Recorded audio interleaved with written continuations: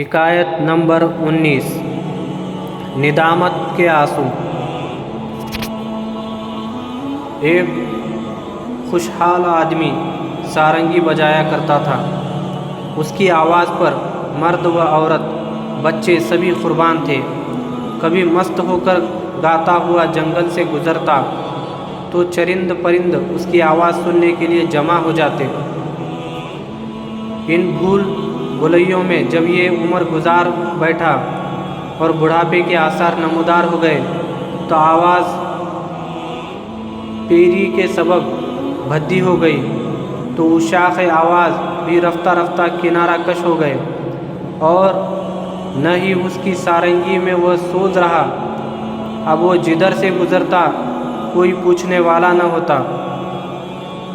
نام و شہرت سب رخصت ہو گئے۔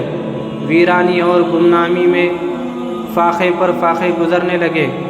اس پر بے کسی کا عالم تھا۔ خلق کی اس خود غرضی کو دیکھ کر ایک دن بہت مغموم ہوا اور دل میں کہنے لگا، یا اللہ، جب میں خوش آواز تھا تو مخلوق مجھ پر پروانہ وار گرتی تھی اور ہر طرف میری تواضع ہوتی تھی۔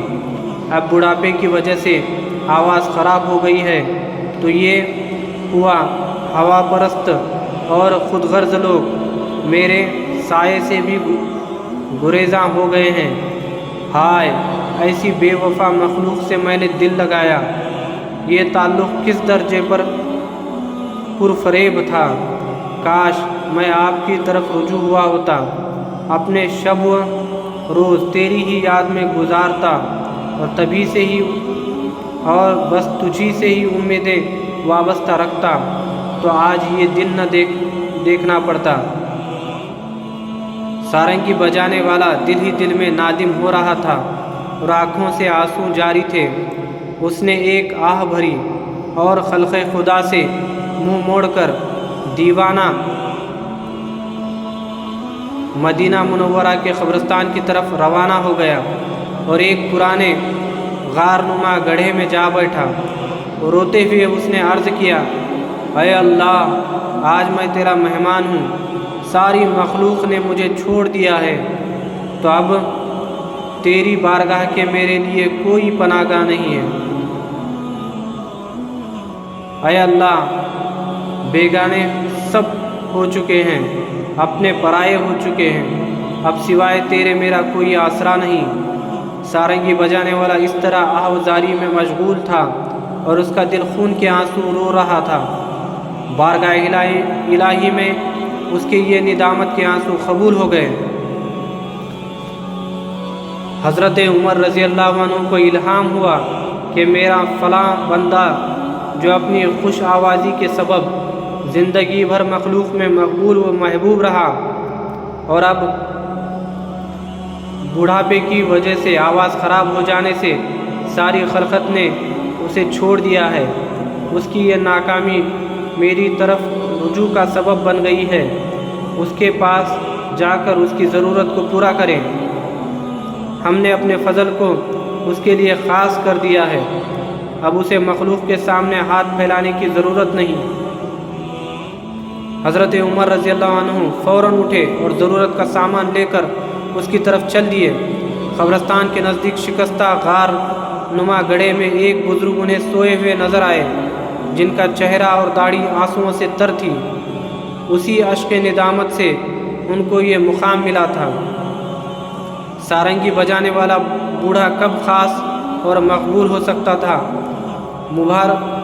مبارک ہوا، راز پنہا مبارک ہو۔ حضرت عمر رضی اللہ عنہ اس غار کے سامنے کھڑے ہو گئے تاکہ بزرگ بیدار ہو تو ان سے ملاقات کروں۔ اسی آشنا میں حضرت عمر رضی اللہ عنہ کو چھینک آ گئی، جس سے ان کی آنکھ کھل گئی۔ خلیفۃ المسلمین رضی اللہ عنہ کو دیکھ کر غلبہ ہیبت سے وہ کانپنے لگے۔ حضرت عمر رضی اللہ عنہ نے جب دیکھا کہ بزرگ لرزہ براندام ہیں تو ارشاد فرمایا کہ خوف مت کر، میں تمہارے رب کی طرف سے تمہارے لیے بہت بڑی خوشخبری لایا ہوں۔ سارنگی والے کو جب آپ رضی اللہ عنہ کی ज़ुबान मुबारक से हक़ ताला के अल्ताफ़ व इनायात का इल्म हुआ तो उस मुशाहिदे रहमत इलाही से उस पर शुक्र व निदामत का हाल तारी हो गया। अपने हाथ को निदामत से चबाने लगा और अपने ऊपर गुस्सा होने लगा। अपनी गफलत और हक़ ताला की रहमत का ख़याल करके एक चीख मारी और कहा कि अय मेरे आका बेनज़ीर, मैं अपनी नालायकी और गफलत के बावजूद आपकी रहमत बेमिसाल को देखकर मारे शर्म के पानी पानी हो रहा हूँ। जब सारंगी वाला बुजुर्गी खूब रो चुका और उसका दर्द हद से गुजर गया तो अपनी सारंगी को गुस्से से ज़मीन पर पटक कर रेज़ा रेज़ा कर दिया और उसको मुखातिब करके कहा कि तूने ही मुझे हक़ ताला की मोहब्बत व रहमत से महबूब रखा था,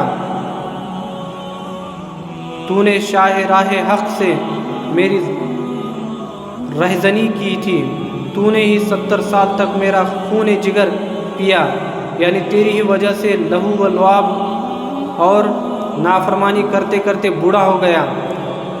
इस मर्द पीर की गिरियावजारी और आहो बका से हज़रत उमर रज़ी अल्लाह अन्हु की आँखें भी अश्कबार हो गई। आप रज़ी अल्लाह अन्हु ने फरमाया कि आए शख्स, तेरी ये गिरियावजारी अब तेरे क़ल्ब व बातिन की सफ़ाई की दलील है।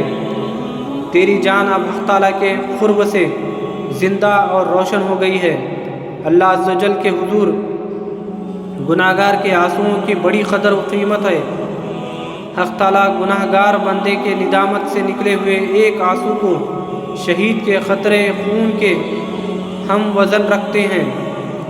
हज़रत उमर रज़ी अल्लाह अन्हु के सोहबत मुबारक के फ़ैज़ से उसे नई ज़िंदगी मिली और निदामत के आंसुओं के सबब अल्लाह ताला ने उस पर अपना फ़ज़ल फरमा दिया। इस हिकायत से हमें यह दर्स हासिल होता है कि अपनी गलतियों और गुनाहों पर नादिम होकर तायब होने से अल्लाह करीम माफ़ फरमा देते हैं और रब्बुल ताला के हाँ गुनहगार के आंसुओं की बड़ी क़दर और क़ीमत है।